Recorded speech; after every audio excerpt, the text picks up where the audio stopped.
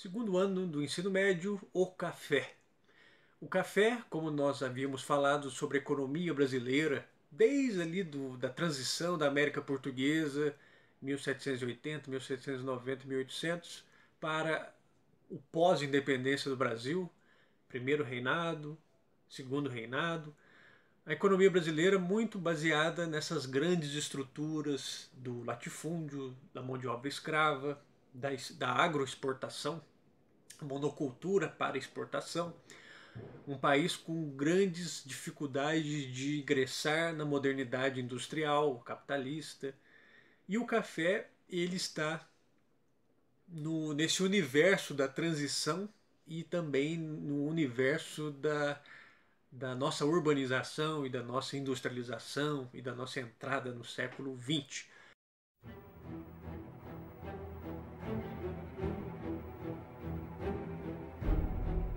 Pois bem, como está no próprio texto da nossa apostila, o café foi trazido para cá via contrabando da Guiana Francesa e ele chega no Rio de Janeiro por volta de 1730, 1740, vai se espalhando, subindo a Serra do Mar, de um lado, a Serra da Mantiqueira de outro, e se espalha pelo Vale do Paraíba Fluminense. Então nós temos ali um primeiro ciclo de expansão do café pelo Vale do Rio Paraíba Fluminense. O espião que tornou o Brasil o maior produtor de café do mundo. O governo brasileiro queria uma parte do comércio do café, mas não tinha a planta. Então, em 1727, enviou o tenente-coronel Francisco de Melo Palheta para buscar algumas na Guiana Francesa. O tenente-coronel Palheta foi despachado para a Guiana Francesa e sua missão oficial era uma disputa de fronteiras, mas sua tarefa real era conseguir uma planta de café. Mas no século XVIII as plantas de café eram bem guardadas. As plantações eram literalmente vigiadas. Essa semente cresceria e se multiplicaria, estabelecendo o Brasil um dia como o maior império de café do mundo. Em 1800, a planta se tornaria a base da agricultura sul-americana. Hoje há 6 bilhões de plantas de café no Brasil, produzindo 1/3 do café do mundo. Em seguida, esse café começa a subir o rio e chega também ao Vale do Paraíba paulista. E neste período, já está entrando ali na década de 1830, 1840, coincide com a nossa muito inicial industrialização, as primeiras ferrovias, e a expansão dessas primeiras ferrovias vai levar esse café cada vez mais para o oeste de São Paulo e para a região sul de Minas Gerais. Então, essas regiões são as grandes regiões produtoras de café. Hoje em dia há novas fronteiras, né? Oeste do Paraná, mais a oeste ainda de São Paulo, depois chega ao oeste do Paraná.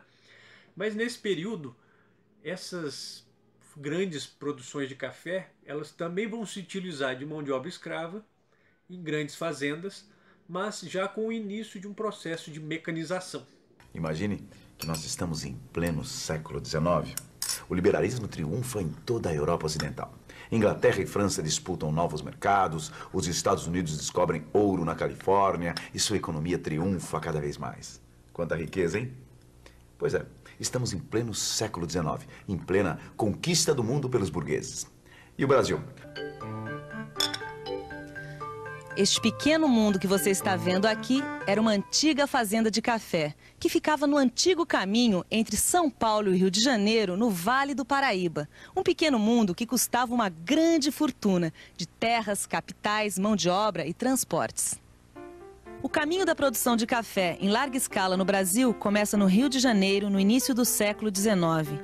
O café encontrou condições tão boas que subiu a serra e entrou pelo Vale do Paraíba adentro. De lá, ele foi seguindo pelo interior de São Paulo e Minas Gerais. A conquista de tantos territórios pelas fazendas de café não foi pacífica. Na zona rural fluminense, por exemplo, a luta pela posse de terra foi grande e a grande maioria desses conflitos pelos limites e títulos de propriedade foi resolvida assim mesmo, ó, a bala. Depois de resolvida a questão da posse pela força, as terras eram legalizadas. como o mesmo problema se repetia em várias regiões, o governo imperial regulamentou as terras disponíveis através da Lei de Terras em 1850. Foi assim que os grandes fazendeiros da época se tornaram os chamados barões do café. Esta aqui era a senzala desta fazenda. Como você sabe, a mão de obra escrava comeu o pão que o diabo amassou nas fazendas de café do Vale do Paraíba. A massa de mão de obra escrava crescia cada vez mais na produção, como cresciam também as ferrovias para o transporte do café das fazendas para os pontos de consumo e de exportação.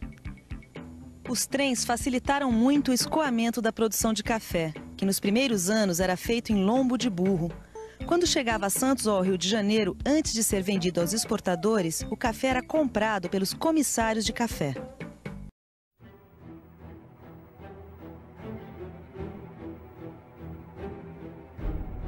Sobre os cafeicultores, os produtores de café, é um debate muito grande sobre quem eram esses homens. Inicialmente, um número significativo eram de traficantes de escravos, de grandes mercadores que pegavam parte desses lucros e começaram a investir na produção de café. Investir no modelo, como nós falamos, do mão de obra escrava em grandes propriedades, muito pouco investimento em maquinários e etc. Mas esse grupo de cafeicultores, a partir de 1860, 1870, com a chegada maior de imigrantes, quando começa esse ciclo do fim da escravidão e a vinda de imigrantes europeus, principalmente europeus, para cá, e a importação das primeiras máquinas e uma expansão maior da rede ferroviária, estes cafeicultores vão começar a mecanizar essa produção, tornando essa produção do café algo mais moderno, algo mais industrializado, que é o que vai gerar lá no oeste de São Paulo as grandes fazendas, mas já com uma produção mecanizada, industrializada. E a partir desse momento, 1880, o café assume um papel preponderante, disparado na pauta de exportações do Brasil. Entre 1880 e 1930, na média, 75% das exportações do Brasil eram de café. Do início da Primeira Guerra Mundial também dispara nesse mercado consumidor do café brasileiro. Então havia uma dependência enorme da economia cafeeira, uma dependência da economia brasileira em geral em relação a vários tipos de produtos, como nós vimos, o ciclo da borracha na Amazônia, a produção de cacau para abastecer o mercado de chocolate da Europa, né? E o café, que vai ser o principal produto da nossa exportação.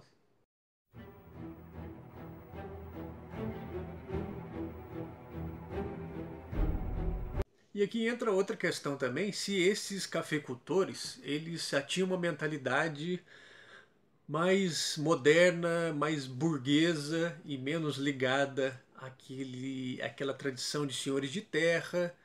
Em certa medida, sim. A nossa burguesia mais liberal ou mais modernizadora seria ligada a esses grupos de cafeicultores de São Paulo, sobretudo. Não obstante, em 1873 foi fundado o Partido Republicano Paulista, com grande participação desses cafeicultores. Então, existe sim uma relação muito grande entre essa economia do café, sobretudo dessas regiões mais mecanizadas, com um ideário político mais liberal e mais modernizador, digamos. Sem contar que, neste momento também, 1880, é quando disparam em algumas regiões, o processo de urbanização, de crescimento das cidades, e os grupos que surgem nas cidades, as elites que surgem nas cidades, são diferentes daqueles grupos ligados à terra, aqueles grupos de um passado muito ligado às grandes fazendas, à escravidão. Então surge uma classe média, começa a surgir grupos industriais que, mesmo vindo dessa acumulação de capital pela economia do café, começam a investir em outros setores, a diversificar a economia. Também é nesse período que São Paulo inicia a sua jornada para se tornar o nosso grande centro, o nosso grande polo de atrair investimentos estrangeiros, mão de obra estrangeira, a questão dos imigrantes que começam a chegar a São Paulo e a transformar o Brasil de um país rural, de oligarquias muito ligadas ou somente ligadas à terra, para um país mais diversificado e com alguns grupos econômicos urbanos. Não é que o país deixou de ser rural, agronegócio está até hoje, questão da terra, mas é que diversifica um pouco mais esse universo econômico do país. Então o café está numa transição muito importante, e para a gente entender melhor você pode dividir nesses 3 períodos, né?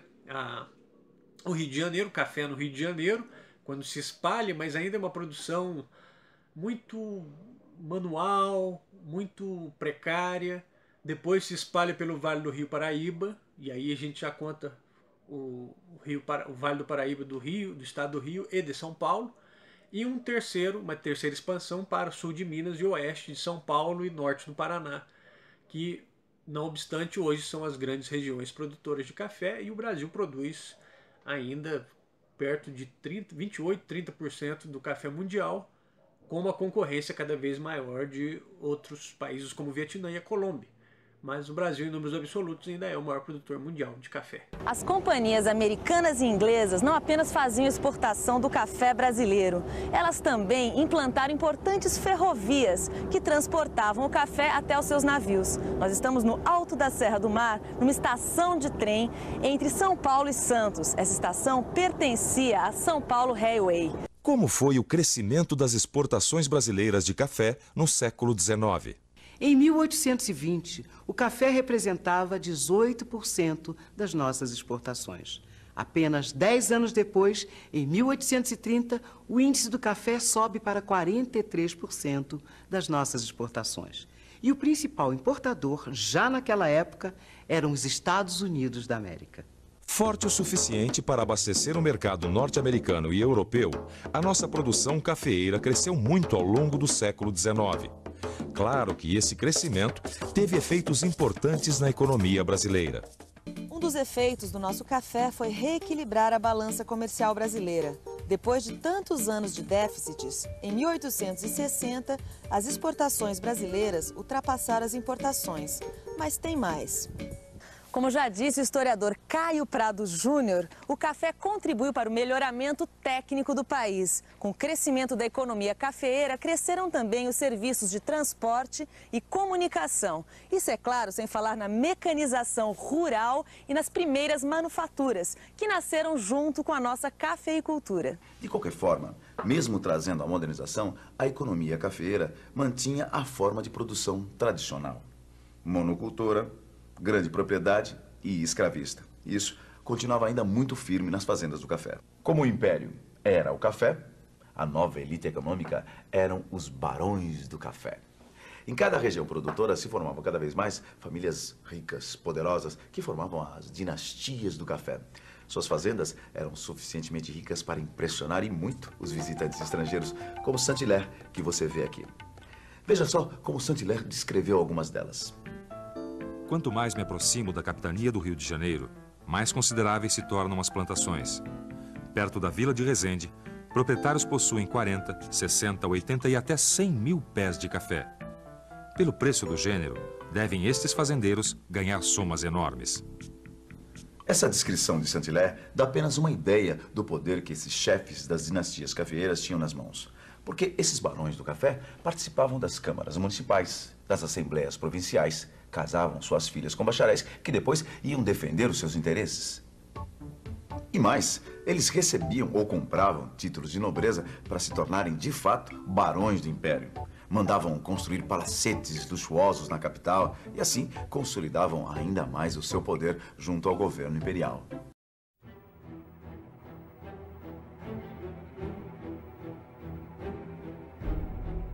A Inglaterra vai construir um império mundial primeira nação a desenvolver uma indústria, né? Revolução Industrial, as primeiras máquinas. Os ingleses conseguem ter a tecnologia e o capital acumulado, um sistema bancário eficiente, uma conexão comercial marítima muito boa, muito eficiente, muito bem organizada.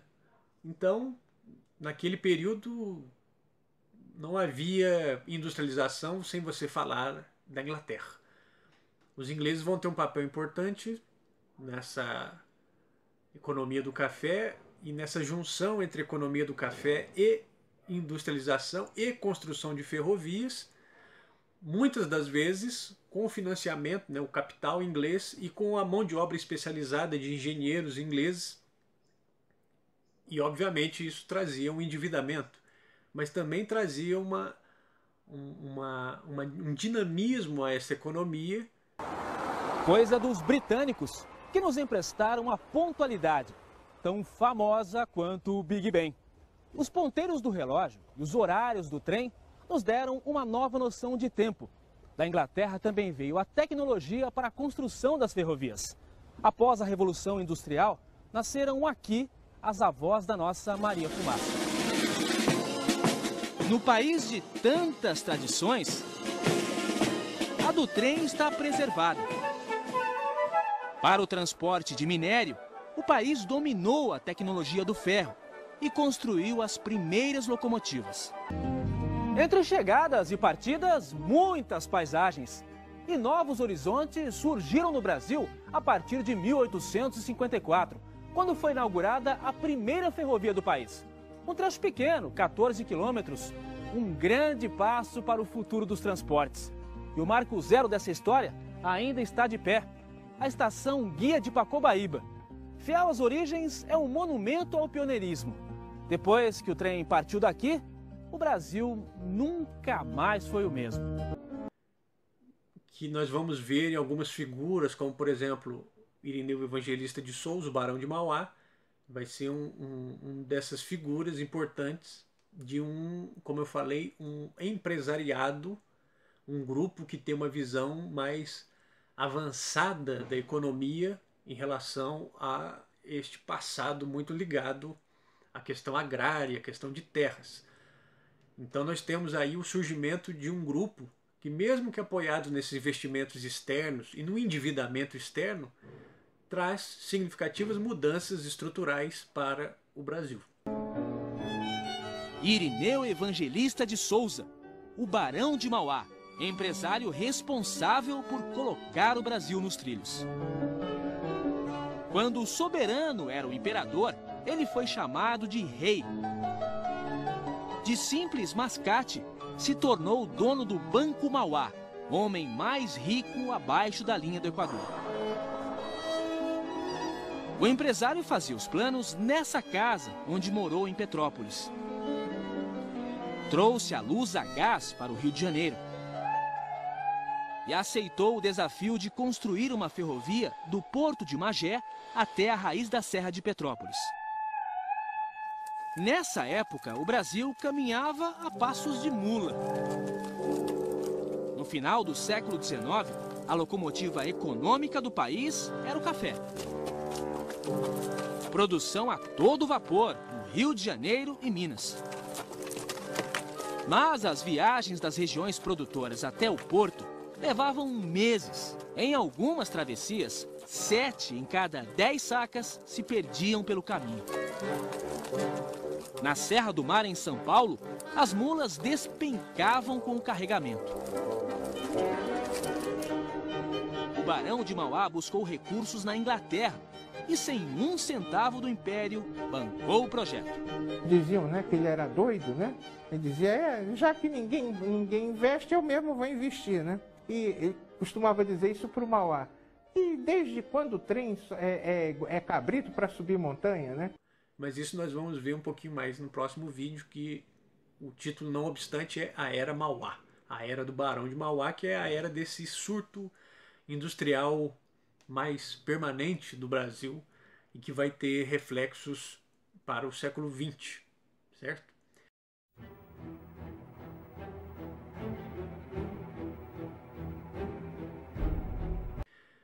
As atividades versam sobre o texto, então não há muita dificuldade.